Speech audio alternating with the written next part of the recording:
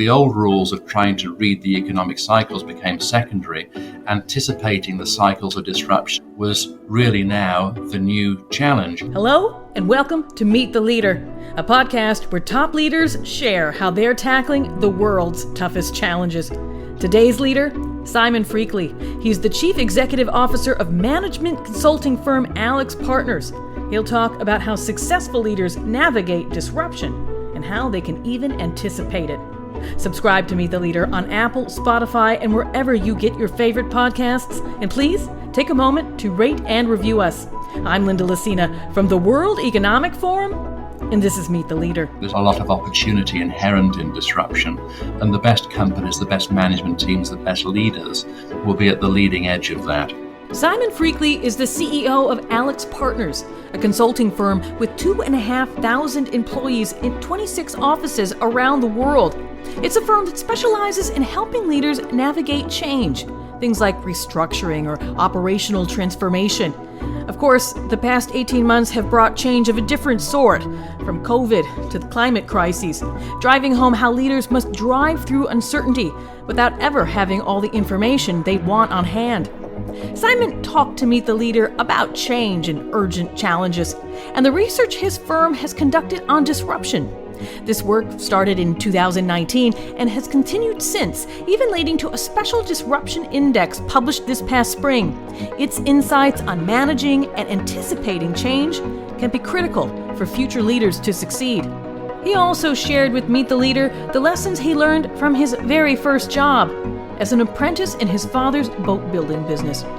The classic skills he learned there can anchor any leader and help them navigate in uncertain times. You can't be efficient with people. You can only be effective with people. He'll talk about all that. But first, he'll discuss his firm's research on disruption and the surprising findings that can help any leader. So I had about 8 of our consultants work full-time for most of a year during 2019 to really study what the major forces of disruption were on big business around the world. And we took 5 industries and we studied the major corporations in those industries around the world on the major stock markets. So 635 companies in just over 60 stock markets around the world. And then we looked at the performance of those companies over a multi-year period, and then we split them into quartiles. And we tried to study what the common denominators were in the top quartile performers and what the common denominators were in the bottom quartile performers to see how management teams were responding to forces of disruption. What we found, Linda, which wasn't a surprise, was that the forces of disruption that we all knew were happening, not just technology, but technology in spades, environmental issues, regulatory issues, climate issues, were playing out in so many industries around the world. But what was an insight for us was what was happening at the intersection of these things, because these forces weren't operating in isolation. They were butting up against each other. And truthfully, I think that governments, regulators have become pretty good over the last 10 or 20 years in managing economic cycles. What became so obvious to us during this research, this study, was that actually the cycles of disruption were more regular and more impactful than the economic cycles. So the old rules of trying to read the economic cycles became secondary. Anticipating the cycles of disruption and how they butted up against each other was really now the new challenge. And then one more thing as we looked at the intersection of these disruptions was that if you look within technology, which of course we all completely understand is a major disruptor to every industry and market, within technology, of course, is connectivity. And so smartphones, for instance, of which there are about 3 billion in the world today, studies show that people on average spend 3 hours a day on their smartphones. So you have 3 billion people spending on average 3 hours a day connecting to their universe of news and goods and services through the ability to connect. And so geography becomes less important in terms of how these services and goods are delivered than they had historically been in a pre-connectivity era. And so brands, interestingly enough, became more important as a result of connectivity rather than less important because of the breadth of services available. And so people were looking to brands for reliability in their news, for quality in their goods and services, and also looking for the principles that these companies ran themselves by to make sure that that was a company they wanted to affiliate with. So this study exposed all sorts of interesting connections at the intersection of these disruptions. In your mind, given both the research that you had, your experience, and also just your sort of eyes on this last 18 months, how can someone anticipate disruption? What should they be thinking about? What should leaders be thinking about?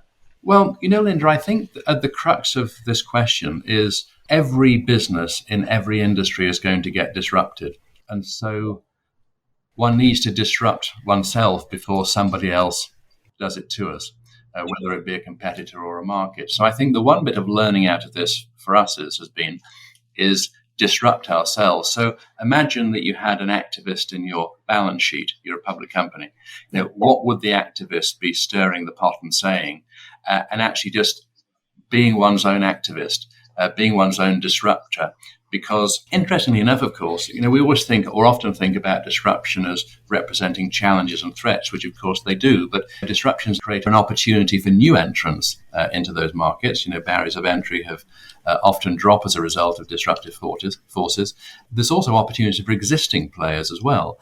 And so capitalizing on the opportunities, mitigating the threats is really what every management team is doing. How to take advantage of new technologies, new insight, how to use your data.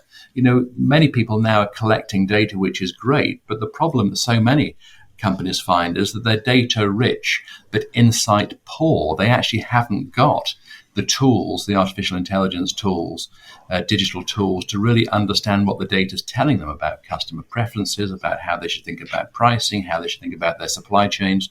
And so there's opportunity in disruption, not just challenge. When people are thinking about this as well, are there other maybe things people aren't thinking about? Are there myths even about disruption and navigating disruption that in your mind sort of need dispelling? I think that one has to be on constant alert for disruption because you can't measure disruption by trailing indicators. Yeah. You really have to look at disruption by way of leading indicators. What do I mean by that? That markets are developing and morphing all of the time. So it's always been this way, but the best business leaders can often read where the markets are going. And the combination of these disruptive forces makes reading the markets more difficult because of the choppiness of the intersection of the disruptions. But I think there is rich opportunity for people who really do stay on the leading edge of developing their products, developing their services, developing their routes to market. And so I think that the main myth that I would want to expose is that disruption is all bad. I think there's actually a lot of opportunity inherent in disruption. And the best companies, the best management teams, the best leaders will be at the leading edge of that. And a lot of companies may not have been maybe factoring the climate too much into things. But when you talk about like disruption, you talk about opportunity. There is a massive opportunity, even for people who might not think that they are a climate related business, right? Almost anything has an opportunity to sort of change how they do so that they can collaborate, work with others and things like that. In your mind, as we look at sort of these big disruptions that we have maybe going for the environment, how people need to be like using resources or using energy, is there a way that they can be looking at that huge system-wide shift that's going to take years as an opportunity? No, I think I'm right in saying it was Bill Gates that was the first person to say this. That often we overestimate the speed at which change is going to happen, but underestimate the scale of the transformation, the change that's happening. And I think that is so true. And in this respect, I think that whilst there's clearly an urgency in terms of responding to the disruptive forces, mitigating the threats, capitalizing on the opportunities, the truth is that many of the market developments on the back of disruption do take a little while to play out. And so how to get ahead of that? I mean, a couple of examples. If you look at electric vehicles and autonomous driving technology, we've seen this coming for a while. We're now starting to get to a point where it's getting meaningful, but for some time the industry as a whole has had to be making staggering investment in the technologies that make electrification and autonomous driving possible.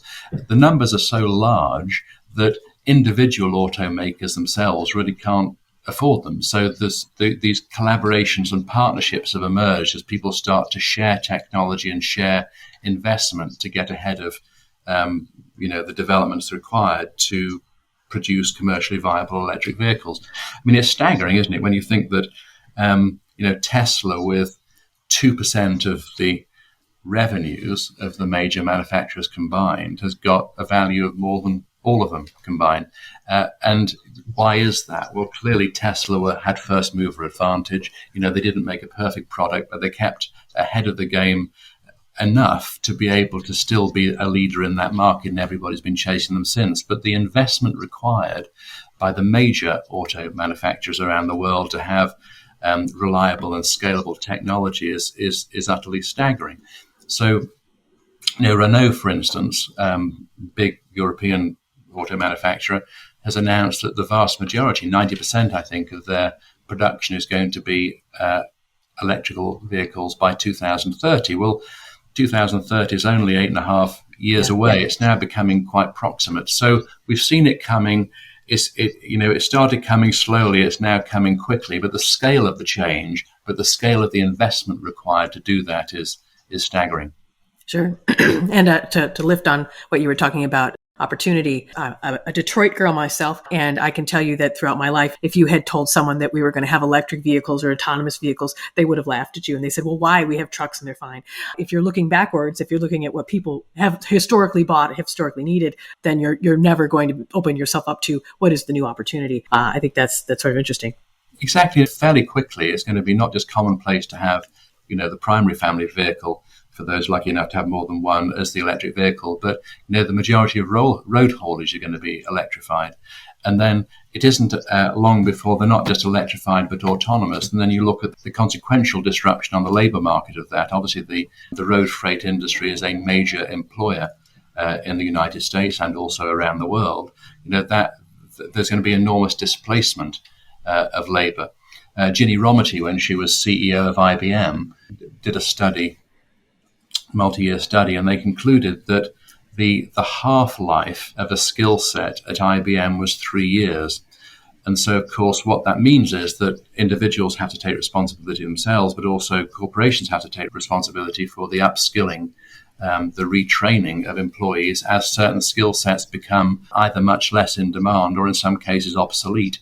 And so the consequence of this disruption, we can see it happening on the demand side, but also when you look at the effect on, for instance, labor markets, what that means in terms of the priority for governments, corporations, and individuals to take responsibility for retraining skills so that people have relevant skills for an increasingly digital economy, the effect is utterly profound.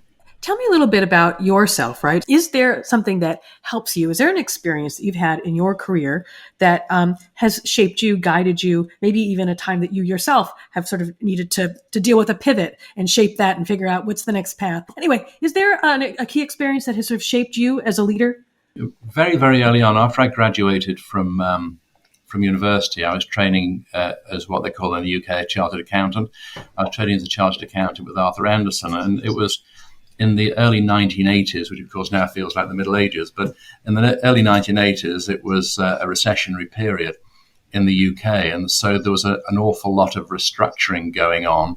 And so as a brand new recruit to Arthur Andersen, I was put straight into the restructuring group to help out as an extra pair of arms and legs as the firm was doing lots of restructuring work. And so I found myself aged, 22, at the front end, with obviously much more senior people running the cases of these restructurings. And so literally in my first year in the workforce, I found myself having to lay off many people in these companies that were either failing or being restructured. And so I'd be, addressing workforces and dealing with the redundancies. And I remember talking to somebody at the time about, I found this quite stressful as a young professional having to, lay people off at these companies. And this chap had said to me that when he was in college, he had a holiday job, which was repossessing rental televisions from poor housing areas. People would rent their televisions by the week because they couldn't afford to buy them, and if they fell behind on their payments, he and an army of people would descend and repossess the televisions. And I said, oh my goodness, I can't imagine a more difficult job going and asking to take the television out. And he said to me, the one thing I learned doing that holiday job, and of course I then realized the extreme parallel to my situation of having to lay so many people off, tell them that they'd lost their jobs, was he said, if you treat people respectfully and listen to them, that they, at a human level, know the fact that you have a difficult job to do, but if you deal with them with empathy and deal with them with respect, that they will enable you to do your job, which everybody realizes is a challenging job. And it was such an incredibly helpful insight early on in my career, because I think that is so true in so many of our interactions with each other. They're not all difficult, but, some of them are difficult. And I think listening, showing respect and having some empathy is absolutely critical to dealing with some of the difficult things that business leaders have to handle. Sure. No, absolutely. And it is such an important thing. And I think, especially with the speed of business and the speed of change, and people get sort of in the busyness of their day, people can deprioritize empathy. Is there a question they should be asking themselves? Is there something they can be doing a gut check to be like, no, am I making time for this? Well, I would say the lesson I've learned in all of this is you can't be efficient with people. You can only be effective with people. Effectiveness means I think you do have to listen carefully. You do have to treat everybody as an individual. You have to engage people as a person. People know that there are difficult jobs to be done, but the way in which those interactions are handled, I think, define the outcomes of those situations. I saw an interview that you did. You'd given advice for young people at the beginning of their career. And you said that studying people is at the root of everything. How does that sort of also fit in to this idea? Well, I think that's at the nub of it, honestly, Linda. I think just understanding people, every interaction, most interactions in a business context are through people. Transmitting messages is one thing, but listening to messages is also a critical part of communication. I think engaging with people, understanding people's motivations, not in a Machiavellian sense, but in a sense of just understanding where people are coming from. The old Stephen Covey expression of seek first to understand, I think is just a critical life skill. And so I do think that understanding human behavior, realizing that people are often driven by their, fears as much as by their ambitions, understanding that people might not be very effective at delivering their message, but really trying to seek to understand what they're trying to say, so that in a response, you're tailoring it to what they're meaning to say rather than what they might literally say, I think are things that one increasingly understands and insights that one gathers through experience. But I think prioritizing early on an understanding of people, as I've observed very successful people in business, that seems to be at the root of a lot of their success. Your father had a boat building business. Yes. And I think that's fascinating. And can you talk a little bit about that, and also sort of like how that impacted you? It's a very unique type of business. You had a hands-on role in it. Can you talk a little bit about that and how it shaped you? Yeah, my father had a small business. It was as you say, a boat building business. My mother was a school teacher. And so, they were both working parents, but our family home was in the boatyard. And so I grew up in the boatyard. And so, as with many small businesses, it was, every day of the week. And so at weekends, I'd be in the boatyard with my father and, his staff doing various things. And there was always something to do, scraping the bottom of boats or painting them, or I have very fond memories as a small child of being dangled into places, by my feet to paint the bits that adults couldn't reach. It was a protected environment, I guess, because we grew up largely in the boatyard. I had the great good fortune, of course, as a result of that, of seeing a lot of my parents. And so it was a very sort of engaged upbringing. But at the root of it, my father had customers, he had suppliers, he had a workforce. It wasn't a big business, maybe he employed 25 or 30 people. And so, every weekend I'd be trailing around the boatyard with him, and in school holidays and after school. And so I did get a lot of sort of first-hand mentoring and apprenticeship from him about how to deal with people. He was always very good at engaging them as individuals. He just didn't have a generalized message for everybody. It was an apprenticeship model. And I sort of assumed I would go on to be a boat builder myself. And then my dad said to me when I was about, 15, and in response to somebody asking me what I was going to do, and I said, I guess I'd be a boat builder, to which my father jumped straight in and said, absolutely not. He said, if you want your own business, you can go and start your own business. He said, it's far too easy just to step into mine. And so he really did push me out of the nest. And of course, that was exactly the right thing to do. But it was a privileged environment in so much that I got to spend a lot of time with both parents, but particularly with him in a business environment, and got to watch and learn and, find my own feet in that way. Is there a way that maybe you deal with maybe challenging situations with people, or maybe even just people in general, that if you hadn't had this experience with your father watching him, that you just wouldn't have that trait or that skill set? You wouldn't solve it in the same way?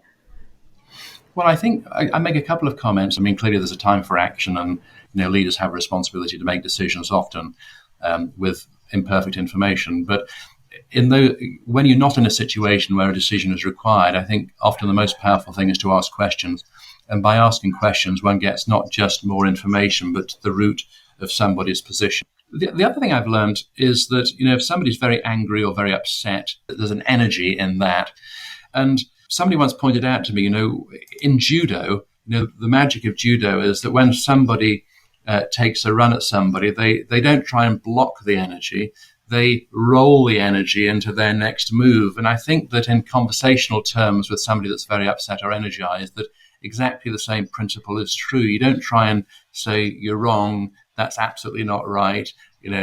I couldn't disagree with you more. That's trying to block them, which only seems to inflame the problem, but actually rolling it and saying, you're very upset about this. I can see how concerned you are about it. It must be very upsetting to you. Can I just understand what it is specifically that's caused this issue to happen? You roll that energy into what hopefully then becomes a less aggressive and more productive conversation. So I think that's just it's a law of physics in conversational terms that manages to roll energy in something more productive. But I think, honestly, we all develop our coping mechanisms for these difficult situations. And the truth is that there are many difficult interactions, particularly when you're trying to make change happen, fundamental change on a schedule. You talked a little bit about asking questions, and leaders just in general, and asking questions to sort of get a good grounding and context of the situation. But of course, there is that sort of time for decisions. How can anyone be more decisive? Well, I think that once again, everybody develops their own style. But I have a view that as a leader, one's job is to get the best information available in what is often a limited time frame, and then to make a decision. And of course, the truth is, when you're in a management team or a group of people, people will have different views. And so if I happen to be the chief executive or the leader in a situation, I'll say, look, I want to hear the arguments, but to be clear, my job is to listen to what you have to say and then to make a decision. This isn't a cooperative. It's not a democracy. My job is to make the decision. Your job is to make sure I have the best insights on which to make that decision. So I make it clear that this isn't something we're going to vote on. It's not something where there's going to be a show of hands. It's something where there's going to be a process to quickly work out what the options are. And then the leader is mandated to make that decision. People might have different views as to whether it's the right decision or not, but making a decision and moving to action is often the most important thing a leader can do. Is there sort of a tough decision that you had to make that sort of stands out to you? And you can kind of take us through, like, hey, here's what I took stock of, and here's how I decided we needed to move forward. I think it's so interesting, Linda. Sometimes people will say, my goodness, that must have been a very difficult decision to make. It might be a people issue. It might be a client issue. In reality, what people assume are difficult decisions aren't difficult decisions at all, because where there is a right or a wrong, or there's a value set that if you are a values-based leader, it's evident what the right thing is to do. The consequences of the decision might be significant. It might be very upsetting for a whole bunch of people, but often the right decision is actually quite clear, and you just need to take it and move on and deal with the consequences. The more difficult decisions, in my experience, are those where there isn't a right or a wrong. Actually, it's about striking a balance. Where is the right point to balance something in terms of an outcome? And I just mentioned this because, of course, we're all going through a version of this at the moment. as a company, I mentioned 2,500 people, 26 offices in 14 countries around the world, and we're having to respond to the situation of COVID. So when is the right moment to move from a semi-remote way of working to an in-person way of working? And of course, this requires a balance. The balance is, on the one hand, we want to keep our people safe. And so, on the one hand, you could say being at home is the way to keep them safest. On the other hand, consulting is an apprenticeship model. It's a mentorship model. We learn by seeing people who've been doing it for longer and are very good at doing something, how to do something well. So there's a premium in getting people together. And so where is the balance between keeping people safe and ensuring that the business is vital and energized by having the interactions with clients and colleagues that are required to run a people business? Those decisions are more difficult because there isn't a right answer. It's just where is the right place to balance, and one has to take into account, the medical advice in the territories, the real issues of people trying to manage elderly relatives, young children, and having the flexibility to enable people to size how they engage in a working environment to suit their particular situation, but also making sure the center of gravity of the business is in the right place as we come out of the pandemic. Those decisions are more difficult because there isn't a right and a wrong. It's just a matter of doing the right thing by the company. But what I find is so helpful in these situations is being really clear about what the values are that drive those decisions. And so as a firm, we have, like every firm does, we have a set of core values. And we always try and use our core values to help us make those balanced decisions, core values of teamwork, how do we keep each other safe, but also be the best team? Core value of communication, how we make sure we really explain not just what the answer is, but the way we got to the answer and why we think that's the right answer. And what I often say to my colleagues is, look, we have imperfect information here and we're trying to strike a balance. This is where we're going to come out. And let me just explain to you how we reach this decision by reference to our values and the best advice that we have. And then, of course, you always reserve the right to make a better or a different decision later as the fact pattern changes. But these are the cases, I think, where one has to be thoughtful, one has to take advice, but one does have to move to action. And there isn't an obvious right answer often, but you do have to make a decision. You mentioned that in part there's this sort of apprenticeship element within consulting. Can you talk a little bit about that? Because I think that there's this just really unique tie between sort of learning from folks and experience, learning from others in your work, but that ties back to your days in boat building. Right. So much of life, let alone business, is about human interaction. It's about understanding people. And so in a business like ours, a consulting business, management consulting business, but it's true for all people businesses, we principally learn by observing and studying people that have been doing it for longer than we have and have become very practiced and ultimately masterful at something. And so there are clearly skills, attributes, and experiences that make up somebody's ability to do a job. But working with people who are practiced and masterful at doing something in a consulting business, but I would say it's just as true in a law firm or an accounting firm or any type of people business, the proximity and the ability to learn from others is critical. And so, funny enough, I think for our business, AlixPartners, and many of your listeners, we've all been staggered about how well we've all been able to cope in this virtual and semi-virtual environment. I mean, goodness knows what would have happened if we'd had a pandemic before the internet, how we'd have coped. But anyway, we've all done rather well in it, I think. But the bottom line is that whilst everybody's coped incredibly well with this form of virtual working and collaborating, it doesn't in any way replace the essential value of the interactions, the physical interactions that come with working in a team room together, being in meetings together, being able to sit down with one's clients and talk about issues thoroughly. I also think, by the way, that there's something metaphysical that happens when people are physically together. What people say is, important, but there's also lots and lots of other information that's available for you when you're physically with somebody. You can see how they're sitting, you can see how they're holding themselves. Are they anxious? Are they excited? Are they frightened? Are they fearful? You get all this extra information when you're with somebody in person. And I think this additional dimension that has been missing for the last 18 months largely because everybody is in a virtual or semi-virtual environment. I think there's a craving to get back to in-person activity for some of these reasons. That makes sense. Is there a book that you recommend? I've just recently read a book which I think is really, really good, and I wish that I'd read it 20 or 30 years ago. It's a book called Talent is Overrated. And then the subtext of the book is what really separates world-class performers from everybody else, written by a chap called Jeff Colvin.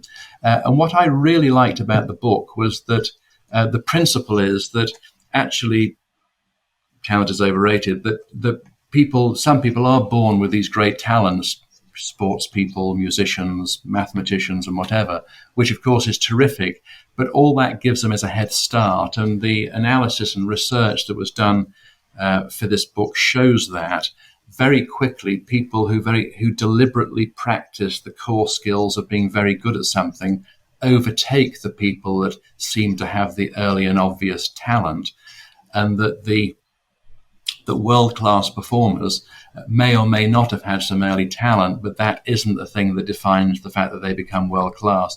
And what I love about the book is that it's not, you probably remember Malcolm Gladwell's book Outliers when it talked about 10,000 hours of practice. This is a much more sophisticated articulation of that, which is not just 10,000 hours. It's if you want to be a great golfer, you just don't play lots of golf. What you do is you very specifically and surgically practice, a number of the key things that make world-class golfers. And it's the practice, the deliberate practice that produces world-class performers. And I think that as I read it, and really reflected on it, I do think that there's a lot for the corporate world to read into that actually deliberate practice in a very purposeful way is what ultimately makes world-class performers. With all the changes that we've sort of talked about, has the role for CEOs changed, and how should they be thinking about that? I think that it's evolved. The core responsibility of a CEO, which is to deliver value to stakeholders, of course, is still table stakes. I mean, there's no getting away from that. But the job is now much more complicated than it was, because we now not only have to deliver shareholder value, equity growth, and return. We do have to comment on important social issues. That used to be something that was left to other people, but is now required in many cases for CEOs to have a position on things that are important to their workforce, important to their customers, important to society general, social justice, Black Lives Matter, that really every business leader had to have a view on this, because it wasn't okay to stay silent. And now customers, employees specifically, require leaders to have positions on these things. So, Atlanta voting rights would be another example where certainly if you had a significant presence in Atlanta, you better have a position on this. And so I think it is more complicated. And then more broadly than that, the whole ESG agenda, that making money is no longer enough.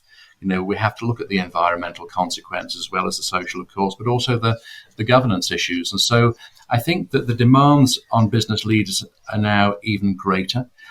We often say that chief executives have to be their own chief communication officers. This isn't something you can delegate to a PR department. And so chief executives, leaders generally, have to be able to articulate a position on these things. And that is different than it was even 10 years ago. And for our last question, is there a thought or idea you'd like to leave our listeners with? I was chatting with a stand-up comedian one time, and I say to him, I just, of all the hard jobs in the world, being a stand-up comedian must be the hardest job of all. I mean, just getting up in front of an audience and, without any notes and having to make them laugh. I just admire you so much for doing it, because you must have to have such fortitude to be able to do that job. And he said, Simon, he said, I decided early on that I would much rather deal with failure than regret. And it really struck a chord with me. I think it's such a metaphor for life.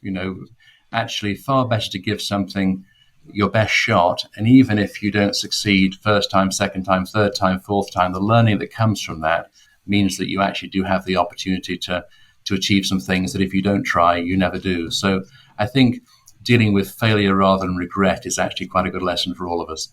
That was Simon Freakley.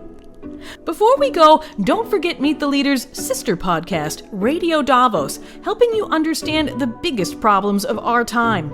Radio Davos and Meet the Leader will release special environment episodes leading up to COP26, the Global Climate Summit this November.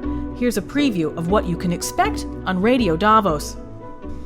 I'm swimming in the water, I'm in the ice, and I've been in the ice for the last 18 years, and I'm seeing the changes and I'm feeling it. You don't have to be an extreme swimmer like Lewis Pugh braving sub-zero Arctic waters to notice climate change is really happening. Immense storms that come down wipe away homes, forests going up in flames around the world, people in subways in China and in New York. So what was seen as this faraway problem is now here and now. As the COP26 Climate Summit approaches, the Radio Davos podcast will take you to the heart of the problem with some of the world's top thinkers. We are already in a period of climate change. It's already begun. Weather extremes will be ever more extreme and more common. So we'll have more severe storms, more floods, more droughts, and that's the result of not doing very much effective about it. Frankly, that's where we're going right now. That is the scenario we're headed toward. In a series of special episodes leading up to the Climate Summit, Radio Davos will take you into the cold but worryingly warming waters of the Arctic. I remember opening my curtains at 4 a.m. and getting ready for the swim, and one of these icebergs dislodged. It was like an explosion. Thousands and thousands and thousands of icebergs pouring out. It was like a motorway. And we'll talk to people who are not giving up hope that we can avert catastrophe. We need different solutions that actually prioritize the well-being of people and the planet. We will have gotten the Earth back on a much more benign climate trajectory. And as the politicians talk the talk, the adolescence of humanity is coming to an end. It's time for humanity to grow up. we'll be looking for solutions in areas such as the ocean, forests, energy, and our cities. We could stop using our atmosphere as an open sewer. Subscribe to Radio Davos wherever you get your podcasts and join the conversation at the World Economic Forum Podcast Club on Facebook. Don't miss our coverage of climate change and COP26. That will have a real impact. On Radio Davos. That was my colleague Robin Pomeroy previewing his special COP26 episodes of Radio Davos. Find episodes of that and Meet the Leader at wef.ch/podcasts. That's it for me. Thanks so much to Gareth Nolan and Robin Pomeroy for all of their help with the creation of Meet the Leader.